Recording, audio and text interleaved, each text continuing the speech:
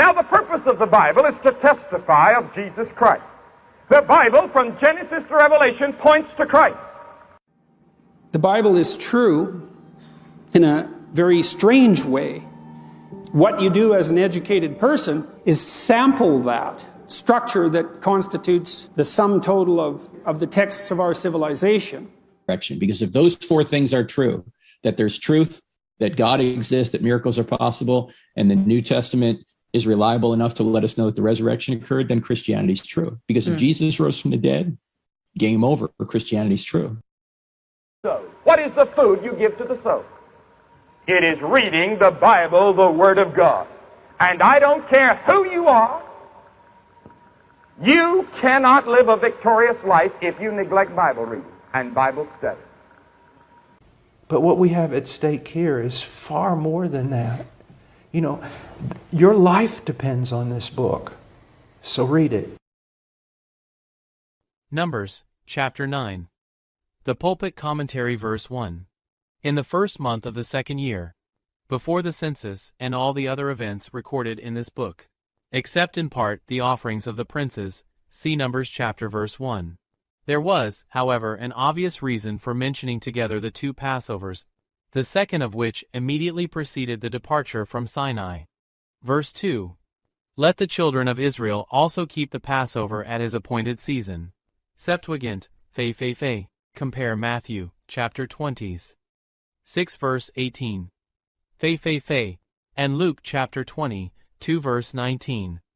Fe. They may have been in doubt as to whether they were to keep it in the wilderness, and indeed they do not seem to have attempted to keep it again until they reached the promised land. See on Joshua chapter 5, verses 5 and 6. The Passover had indeed been made an ordinance forever, but only when they were come to the land which the Lord should give them. Exodus chapter 12 verses 24 and 20. 5. Exodus chapter 13 verse 5. Apart, therefore, from express command, it would have been doubtful whether the feast should not at least be postponed. Inasmuch, however, as they had been detained at Sinai by divine direction, albeit partly in consequence of their own idolatry, but for which they might already have been at home, it pleased God that they should not lack the blessing and support of the Passover at its proper season. Verse 3. At even. See on Exodus chapter 12 verse 6. According to all the rites of it, and according to all the ceremonies thereof. This must be understood only of the essential rites and ceremonies of the Passover, as mentioned below, verses 11 and 12. It is singular that no mention is made of the considerable departure which circumstances necessitated from the original institution. It was not possible, for example, to strike the blood of the lamb upon the lintel and the side posts of the doors, because in the wilderness they had no doors. In after ages this rite, which was of the essence of the institution, was represented by the sprinkling of the blood of the lambs on the altar. 2 Chronicles chapter 30 verse 16. But no command is on record which expressly authorized the change. In Leviticus chapter 17 verses 8 through 16, there is indeed a general direction, applying apparently to all domestic animals slain for food, that they be brought to the tabernacle to be slain, and that the priests sprinkle the blood upon the altar. And in Deuteronomy chapter 16 verses 5 through 7, there is an order that in future times the Passover was only to be slain at the place which the Lord should choose.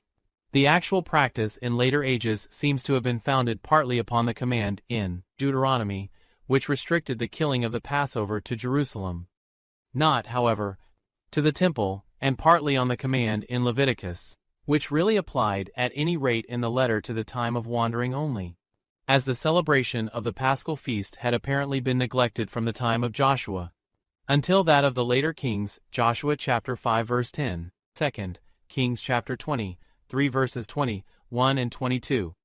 They were no doubt guided in the observance of it by the analogy of other sacrifices in the absence of express commands.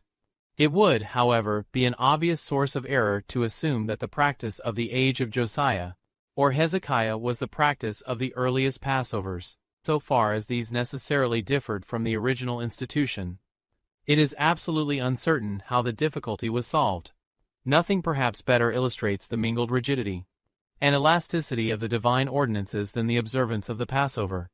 in which so much of changed detail was united with so real and so unvarying a uniformity. Verse 5. And they kept the Passover. It is a question which inevitably arises here, how they obtained a sufficient number of lambs for the requirement of so many people, and how they were slain sacrificially within the appointed time. The first difficulty does not seem serious when we consider 1. That kids were available as well as lambs, see on Exodus chapter 12 verse 3. 2. That the desert tribes would have abundance of lambs and kids for sale at this season, and that the Israelites certainly had money. 3. That in view of their speedy departure they would be disposed to kill off the young of their own flocks. The second difficulty is more serious, and would be insurmountable if we had to believe that the ritual of this Passover was the same, which afterwards prevailed. Josephus tells us, Bellum Judaicum, Book 6, Chapter 9. Section 3, that in his day 256 lambs were slain and their blood sprinkled upon the altar within the 3 hours between the evenings. At that time, according to the same authority, a lamb was shared by 10, and often by as many as 20 people. The number of males who would partake of the paschal meal in the wilderness may be set down as not more than 800. 0. If the women partook of it at all, which is very doubtful, cf. Exodus, chapter 12, verses 40. 4. And 48, they would doubtless content themselves with the scraps left by the men. Allowing 20 souls to each lamb, the number required would be not more than 40. 0. It is obvious at once that the 3 priests could not possibly kill 40 lambs in 3 hours, much less sprinkle their blood upon the altar. Indeed, the same may be said for 10, or even 5,000, especially as they could not have acquired the extreme dexterity and dispatch which long practice taught to the later priests. Nor is it satisfactory to reply that the priests did the work out of the hand of the Levites. 2 Chronicles chapter 30 verse 16. 1. Because this Passover took place before the Levites were formally separated for the service of God and of the priests, see Numbers chapter 8 verse 22. 2. Because the smallness of the space about the altar would not allow of many people assisting. 3. Because the actual slaying and sprinkling, which was restricted to the priests, being distinctively sacrificial in nature, are the very things which we find impossible in the time. There are but 2 alternative conclusions, from one or other of which there is no honest escape either. The numbers of the people are greatly exaggerated, or the ritual of after days was not observed on this occasion. As to see what is said on the whole question of numbers in the introduction. As to B, it must be borne in mind that no direction whatever had been given, as far as we know, either that the lambs must be slain by the priests only, or that their blood must be poured upon the altar. If the Jews were left to follow the original institution as nearly as possible, they would have killed the lambs themselves, and sprinkled the blood around the doors of their tents.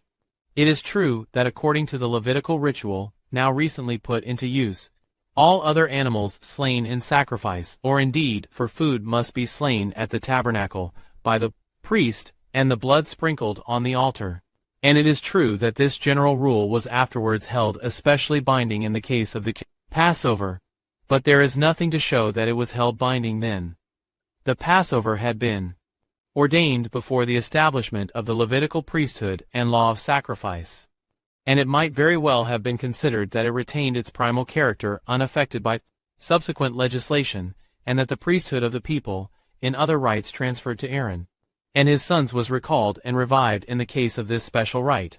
If this was the case both at this Passover and at that under Joshua, it is easy enough to understand why the later practice was so entirely different. The neglect or disuse of centuries obliterated the tradition of the Passover, and when it was revived by the later kings, they naturally followed the analogy of all other sacrifices, and the apparently express command of Leviticus, chapter 17 verses 3 through 6. They could not indeed obey this command in their daily life, but they could and did obey it in the striking and typical case of the Paschal feast. Verse 6. There were certain men. It has been supposed by many that these men must have been Misal and Elizaphan, who had recently compared Exodus chapter 40 verse 17, Leviticus chapter 9 verse 1, Leviticus chapter 10 verse 4, been defiled by burying their cousins Nadab and Abihu. This, however, is based upon the assumption that the totals given in Exodus chapter 38 verse 26 and in Numbers chapter 1 verse 46 are really independent, and that therefore no one belonging to any other tribe than that of Levi had died in the interval, as that assumption is untenable. See above on chapter Numbers. Chapter 1 verse 46. So this coincidence falls to the ground. We know indeed that Misal and Elizaphan were defiled at this time, and we do not know that anyone else was. But, on the other hand, the words "the dead body of a man" seem to point to a single corpse only. Dead body. Hebrew, nephesh. As in Numbers, chapter 5 verse 2, Numbers chapter 6 verse 11, and other places. It is inexplicable how this word, which properly means soul, should have come to be used of a corpse. Perhaps it is an additional testimony to the complete absence from Jewish teaching of any doctrine of an immortal spirit. The Septuagint uses "fe" here. Verse 7. Wherefore are we kept back? The direction to remove from the camp all that were defiled by the dead, Numbers chapter 5 verse 2, had not apparently been given at this time. Nor was there any express command that such should not partake of the Passover. For Leviticus chapter 7 verse 20 may probably refer only to such uncleannesses as are mentioned in Leviticus chapter 15 verse 3. But that men were in fact considered as defiled by contact with the dead is clear from Leviticus chapter 21 verse 1. The men, therefore, had reason for asking why they were excommunicated, and Moses for referring the matter to the divine decision. Verse 10. If any man of you or of your posterity. The particular case of these men is made the occasion for a general provision for all succeeding times, shall be unclean by reason of a dead body, or be in a journey. It is somewhat strange that these two cases only were provided for a man otherwise unclean, as compare. In the case described Leviticus chapter 15 verse 13, even if actually recovered, was unable to take advantage of the little Passover. Probably the real reason of it is to be found in this, that both the far journey and the burial of the dead would presumably be works of charity. Afar off. This word, "fe," is one of 10 in the Pentateuch distinguished in the Hebrew Bibles with puncta extraordinaria, for some unknown and probably trifling reasons. The rabbins ruled that it meant a distance of 15 miles, or more from the temple at sunrise of the 14th of Abib. Verse 11. The 14th day of the second month.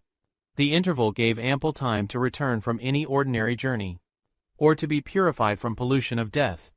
It was in the spirit of this command, though not in the letter of it, that Hezekiah acted 2 Chronicles, chapter 30 verse 2. And possibly it was in the spirit of this command that our Lord acted when he ate the Passover by anticipation with his disciples 24 hours before the proper time, at which time he was himself to be the lamb slain, with unleavened bread and bitter herbs. These and the following directions are expressly added for fear, lest any should think that the little Passover might be celebrated with less solemnity, and with less carefulness than the great Passover. Verse 12. According to all the ordinances of the Passover, the later Jews held that this Passover need only be kept for 1 day, and that leaven need not be put away from the house. But this was a clear departure from the original rule, for it was evidently intended that it should be in all respects a true Passover, and in this case, 6 clear days were allowed for the keeping of it. See on Numbers. Chapter 10, verse 11. Verse 13. But the man that is clean and is not in a journey. This threat was added no doubt in order to prevent men from taking advantage of the permission to keep a supplemental Passover in order to suit their own convenience or interest. Only 2 reasons could absolve a man from the absolute necessity of keeping the Passover at the due season, and these reasons must be bona fide, and not pretended, because he brought not the offering of the Lord. In the original institution the paschal lamb did not appear distinctly in the character of an offering made to God, although undoubtedly it was such. It was rather the eating of the lamb that was insisted upon, as placing the partaker in communion with the God and Church of Israel, and so in a state of salvation.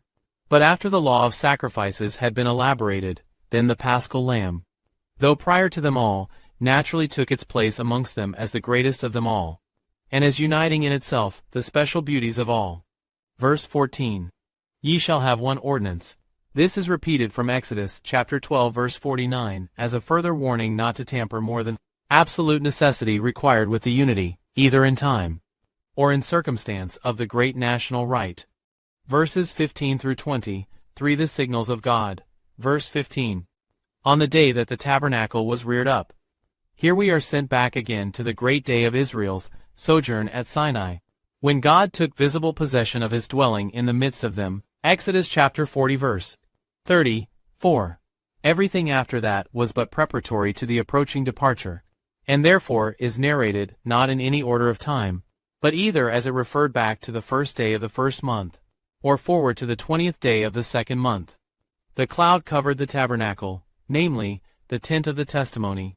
The testimony was the Decalogue written on the 2 tables of stone, and enshrined within the ark. The moral law which lay at the heart of Judaism. The tent of the testimony was the Holy of Holies in which the ark dwelt. See on Numbers. Chapter 10, verse 11. Chapter 18 verse 2. The exact meaning of the words, fe is disputed, or the rather significance of the fe with which the phrase tent of the testimony is appended to the word tabernacle, dwelling. Some take it as equivalent in construction to the genitive, the dwelling of the tent of the testimony, in which case it would simply mean that the cloud covered the whole tabernacle, the mishkan which enveloped and enclosed the Ohel, which again enshrined the ark, and the testimony. Others take fe here in the sense of at or towards, and read, covered the dwelling, towards the tent of the testimony, in other words, over that part of it in which the testimony was kept. Apart from the strict grammatical question, the comparison of other passages cited, especially Exodus chapter 40 verse 30, 4 seems in favor, the first interpretation, and so apparently the Septuagint and the Targums. Verse 16. So it was always. This supernatural phenomenon was not transitory, like the glory, cloud within the tabernacle, Exodus chapter 40 verse 30, 5, compare 1 Kings chapter 8 verse 10, but permanent, as long at least as the Israelites were in the wilderness. Verse 17. When the cloud was taken up. This verse and the following to the end of the chapter are an amplification of Exodus. Chapter 40, verses 30, 6 through 30, 8 compare Exodus chapter 13. Verses 20, 1, and 22, Nehemiah chapter 9 verse 12. Psalm chapter 70, 8 verse 14. It would appear from Exodus chapter 13 verse 20, 1 that there was nothing new in the fact of the cloudy fiery pillar directing the movements of the host, but only in the fact of its resting on the tabernacle when in repose, in the place where the cloud abode, or came down. Fe. As the tabernacle was taken all to pieces, and its portions widely separated on the march, the cloud could not rest upon it as a signal for halting. We must probably picture to ourselves the cloud rising to some considerable height, when it was taken up so as to be visible for a great distance, and as settling down again over the spot where the tabernacle was to be set up. In this way the signals given by the cloud would be immediately perceived by a vast multitude. Verse 19. Tarried long. Hebrew, fe, to prolong. In other words, the resting. The Septuagint has fe. Verse 20. And so it was. Rather, did it happen that. Fe hypothetical clause introducing several other cases which actually occurred, and by which their perfect obedience was proved. Verse 20. 1. From even unto the morning, allowing but a single night's rest. Verse 22. Or a year. Rather, days Yemen, an undefined period, Genesis chapter verse 3, Genesis chapter 40, verse 4. Often equivalent to a year, Leviticus chapter 25, verse 29. It is not known whether or on what occasion the Israelites actually remained in camp for a year. But it is evident that this passage must have been written after the wanderings were over, because it is a kind of retrospect of the whole period as regards one important feature of it. It may of course have been added here by the hand of Moses on the eve of entry upon the promised land, or it may have been added by a later hand. Perhaps that of Ezra when he revised these books. See the introduction.